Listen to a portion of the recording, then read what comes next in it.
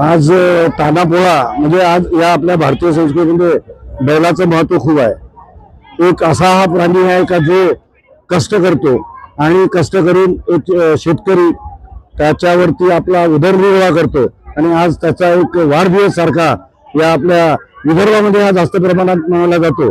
परंतु सर्व पूर्ण भारतामध्ये बैलाला जास्त महत्व आहे।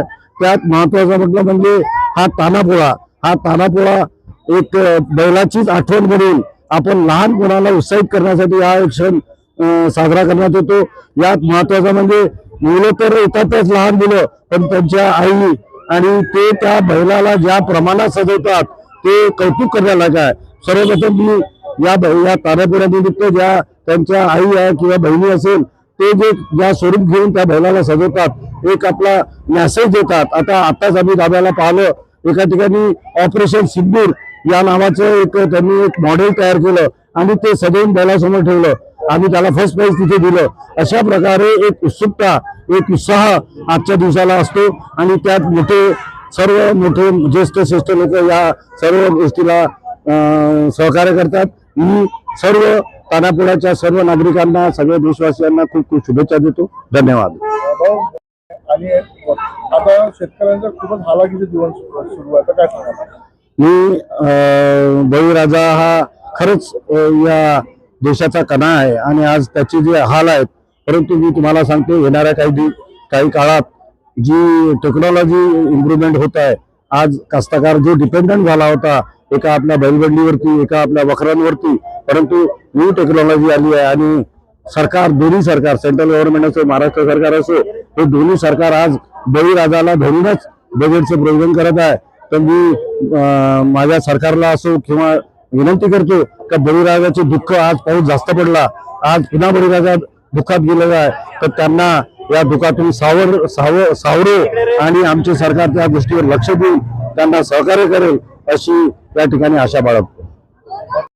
वहिनी, दरवर्षीप्रमाणे यंदाही तानापोळा सण साजरा करतो आहे आपण, माजी नगरसेवकाबरोबर काय सांगाल? दरवर्षीप्रमाणे यावर्षी सुद्धा आम्ही मामनराव बर्डे लोकसेवा प्रतिष्ठान मार्फत तानापोळाचं आयोजन करत असतो। आपल्याला माहित आहे की कालच मोठा पोळा पार पडला।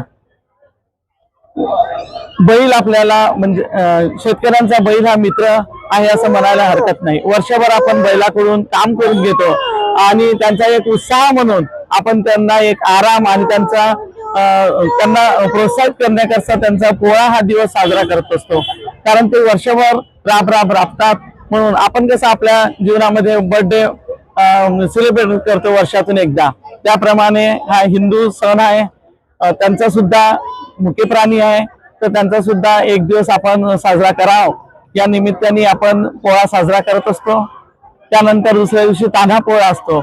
तर यामध्ये छोट्या मुलांना फार कौतुक वाटते, हौस वाटते आणि आईंना सुद्धा त्या निमित्ताने त्यांना मुलांना आणि बैलाला सुद्धा त्यांच्या परीने त्यांच्या डोक्यात जी काही कल्पना असते त्या कल्पनेतून ते साकार करतात आपल्या नंदी बैलाला। आता इथे जय जवान जय किसान म्हणून त्यांनी पुरुष म्हणजे शेतकरी तयार केला आहे, असं त्यांच्या डोक्यातल्या कल्पना सुद्धा ह्या रूपाने बाहेर येतात आणि मुलांची एक हौस म्हणून ते तानापोळ्यात मोठ्या उत्साहाने या पोळ्यात सामील होतात आणि आम्ही दरवर्षी हा तानापोळा मोठ्या लोकसेवा प्रतिष्ठान मार्फत मोठ्या पद्धतीने आपण साजरा करत असतो।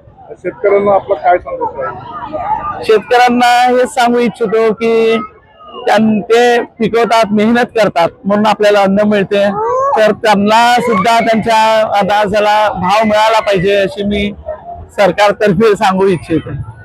धन्यवाद।